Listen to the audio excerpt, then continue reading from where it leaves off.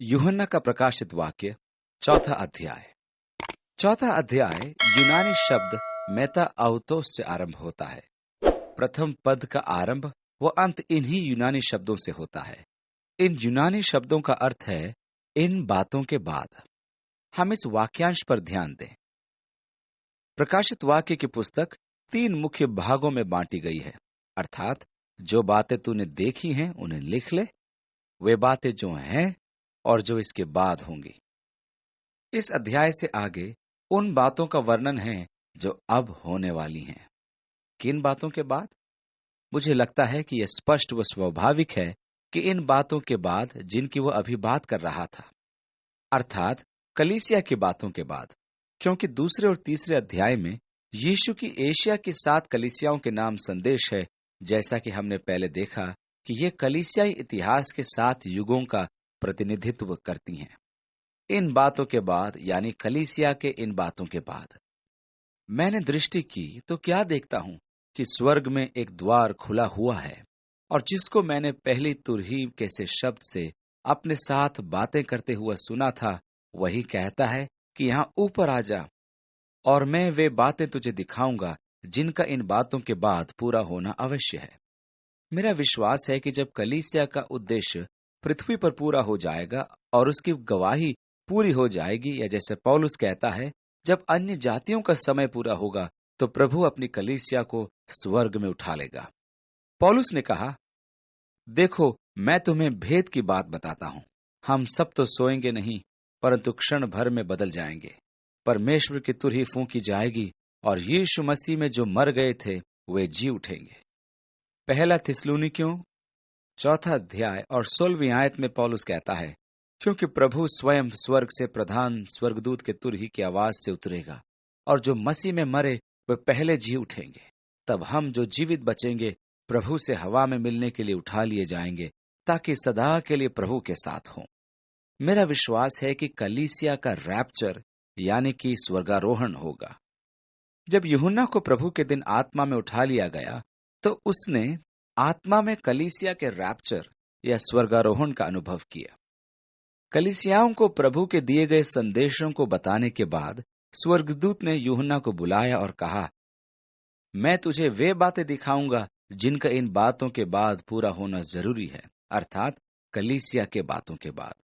अध्याय 4 में हम पृथ्वी पर कलीसिया के बाद के युग को देखते हैं, और आगे लिखा है, और तुरंत मैं आत्मा में आ गया, और क्या देखता हूं कि एक सिंहासन स्वर्ग में धरा है, और उस सिंहासन पर कोई बैठा है, और जो उस पर बैठा है वह यशव और मानिक सा दिखाई पड़ता है, और उस सिंहासन के चारों ओर मरकत सा एक मेघ धनुष दिखाई देता है।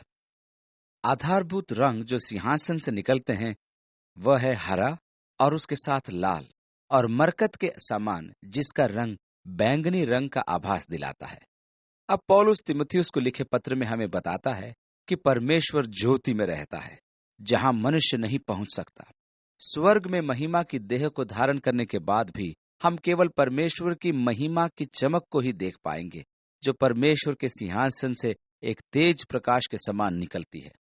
सिंहासन के ऊपर जो मेघ धनुष है उसका मुख्य रंग हरा है, जिसकी चमक लाल व मरकत बहुमूल्य पत्थर जिसका रंग बैंजनी है उसके समान दिखती है। चौथी आयत, और उस सिंहासन के चारों ओर 24 सिंहासन है, और इन सिंहासनों पर 24 प्राचीन श्वेत वस्त्र पहने हुए बैठे हैं, और उनके सिरों पर सोने के मुकुट हैं। ये 24 प्राचीन श्वेत वस्त्र पहने हुए हैं। बाइबल के विद्वानों के अनुसार ये प्राचीन कलीसिया के प्रतिनिधि हैं। इसमें कलीसिया को श्वेत वस्त्र पहनाया गया है, जो यीशु मसीह में विश्वास के द्वारा धार्मिकता का चिन्ह है। यीशु ने लौदीकिया की कलीसिया से कहा, जो जय पाए उसे मैं अपने सिंहासन पर बिठाऊंगा, जैसे मैंने जय पाई और पिता के साथ उसके सिंहासन पर बैठा हूं। 24 छोटे सिंहासन। अब हम स्वर्गीय दृश्य को देखते हैं, जहां वे श्वेत वस्त्रों में अपने सिंहासनों पर बैठे हैं, और सिंहासन में से बिजलियां और गर्जन निकलते हैं, और सिंहासन के सामने आग के 7 दीपक जल रहे हैं। ये परमेश्वर की 7 आत्माएं हैं। यहां यह महत्वपूर्ण है कि हम मूसा द्वारा जंगल में बनाए गए मिलाप के तंबू का अपने मन में ध्यान रखें, क्योंकि इब्रानियों की पुस्तक में हमें बताया गया है कि वह तंबू स्वर्गीय वस्तुओं का एक नमूना था। यदि आप ये जानना चाहते हैं कि स्वर्ग कैसा दिखेगा, तो आप मिलाप के तंबू को याद करें। इसी के द्वारा आप स्वर्ग में परमेश्वर के सिंहासन का चित्रण अपने मन में कर सकते हैं। तंबू में याजक बाएं हाथ की ओर आता था और वहां एक दीपदान था जिसमें 7 द्वीप थे। ये 7 दीपदान इसी पुस्तक में भी पाई जाती हैं और ये पवित्र आत्मा तथा उसकी उपस्थिति का प्रतिनिधित्व करते हैं। परम पवित्र स्थान में वाचा का संदूक था जिसको मूसा ने सोने से बनवाया था। ये दया की वेदी थी जिस पर करूब बने थे और जो तंबू के पवित्र स्थान के कोनों को स्पर्श करते थे। हम यहाँ स्वर्ग का विवरण पढ़ रहे थे। अब आइए हम करूबों पर ध्यान दें। करूब परमेश्वर द्वारा सिरजे गए थे जो स्वर्गदूतों में सबसे उच्च श्रेणी में आते हैं। और 6 आयत में, और सिंहासन के सामने मानो बिल्लौर के समान कांच का समुद्र है और सिंहासन के बीच में और सिंहासन के चारों ओर 4 प्राणी हैं जिनके आगे पीछे आंखें ही आंखें हैं।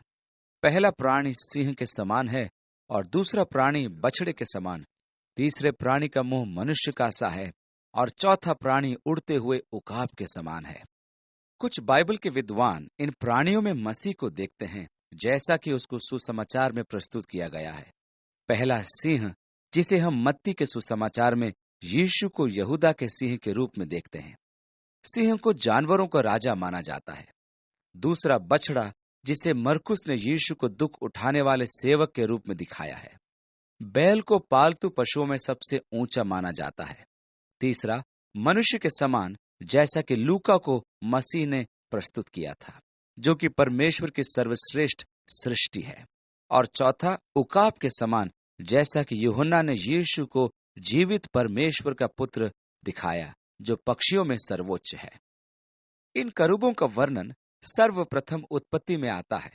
जब परमेश्वर ने आदम को उसके पाप के कारण वाटिका से निकाल दिया, तो उसने करूबों को वाटिका के प्रवेश द्वार पर नियुक्त किया कि कहीं मनुष्य फिर से वाटिका में आकर उस जीवन के वृक्ष के फल को खा न ले और पाप की स्थिति में सदा तक जीवित रहे। करूबों का जिक्र फिर यहेजकेल के अध्याय 1 और 10 में हमें मिलता है। यहेजकेल को भी परमेश्वर के सिंहासन का दर्शन मिला था, जो प्रकाशित वाक्य में यूहन्ना के दर्शन के समान है। जब यहेजकेल ने करूबों को देखा तो प्रत्येक के 4 चेहरे थे, प्रत्येक दिशा में एक चेहरा, और चेहरे बैल, सिंह, मनुष्य व उकाब के से थे। इसकी पृष्ठभूमि के लिए आपको यहेजकेल के पहले और 10वें अध्याय को पढ़ना होगा, ताकि स्वर्ग में परमेश्वर के सिंहासन के बारे में आप यूहन्ना द्वारा दिखाए गए दर्शन को भी समझ सके। यहेजकेल 28वें अध्याय में भी हम ये पाते हैं कि यह वह स्थान था जिस पर कभी शैतान बैठने की इच्छा करता था। परमेश्वर उसके विषय में बताता है कि वह एक अभिषिक्त करूब था। उसका पद परमेश्वर के अति निकट था, क्योंकि करूब परमेश्वर के सिंहासन के निकट उसकी आराधना में रहते थे। यहेजकेल हमें बताता है कि एक समय शैतान भी एक अभिषिक्त करूब था।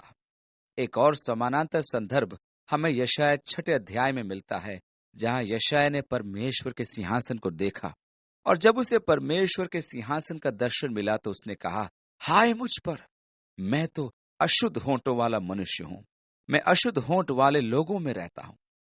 और उसने एक सराफ देखा जो शायद करूब की श्रेणी में था। यशायाह ने सराफों को देखा जो परमेश्वर की वेदी पर से एक अंगार को लाए और उसके होंठों को छुआ और कहा, अब तू शुद्ध है। यहां यूहन्ना के दर्शन में भी हम उनके विषय में देखते हैं। और चारों प्राणियों के 6 पंख हैं और चारों ओर भीतर आंखें ही आंखें, और वे रात दिन बिना विश्राम किए ये कहते रहते हैं, पवित्र पवित्र पवित्र प्रभु परमेश्वर सर्वशक्तिमान, जो था और जो है और जो आने वाला है। इस प्रकार वे परमेश्वर के सिंहासन के आसपास रहते हैं और अनंत परमेश्वर की पवित्रता की घोषणा करते हैं। 9वीं आयत से आगे, और जब वे प्राणी उसकी जो सिंहासन पर बैठा है और जो युगानुयुग जीवता है महिमा, आदर और धन्यवाद करेंगे, तब 24 प्राचीन सिंहासन पर बैठने वाले के सामने गिर पड़ेंगे और उसे जो युगानुयुग जीवता है प्रणाम करेंगे और अपने अपने मुकुट सिंहासन के सामने यह कहते हुए डाल देंगे कि हे हमारे प्रभु और परमेश्वर, तू ही महिमा, आदर और सामर्थ के योग्य है, क्योंकि तू ही ने सब वस्तुएं सिरजी और वे तेरी ही इच्छाएं थीं और सिरजी गईं। यहां हम स्वर्ग के प्रथम दृश्य को देखते हैं, और यही वह प्रथम दृश्य है जिसे यूहन्ना के समान स्वर्ग में हम देखेंगे। परमेश्वर का सिंहासन, करूब परमेश्वर के सिंहासन के आसपास, और सिंहासन पर बैठे परमेश्वर की आराधना हम करेंगे। फिर परमेश्वर की पवित्रता की घोषणा के उत्तर में 24 प्राचीन कहेंगे, तू ही आदर, महिमा और सामर्थ के योग्य है। क्यों? प्रथम, क्योंकि तूने सब कुछ सिरजा है। उसी ने सब चीजों को सिरजा है। न केवल ये, बल्कि उसने अपनी खुशी के लिए इनको सिरजा है। यह एक सत्य कथन है जो हमें ग्रहण करना होगा। हमारी सृष्टि परमेश्वर के आनंद के लिए हुई है, न कि हमारे आनंद के लिए। इस प्रकार हमें अपने आप को आनंदित रखने में परिश्रम नहीं करना पड़ेगा। हमें अपने अस्तित्व के उद्देश्य को पूरा करना है। आनंद की बात तो यह है कि जब मेरा जीवन परमेश्वर की खुशी के लिए होता है, तो स्वयं मुझे भी खुशी होती है। यही आनंद है, यही संतुष्टि है, यही परिपूर्णता है। यदि कोई अपने प्राण को बचाना चाहे तो वह उसे खोता है, परंतु यदि मेरे कारण उसे खोए तो वह उसे पाता है।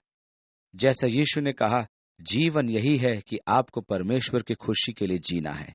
इस प्रकार आप अपने अस्तित्व के उद्देश्य को पूरा करते हैं और आपका जीवन भरपूरी व परिपूर्णता का हो जाता है।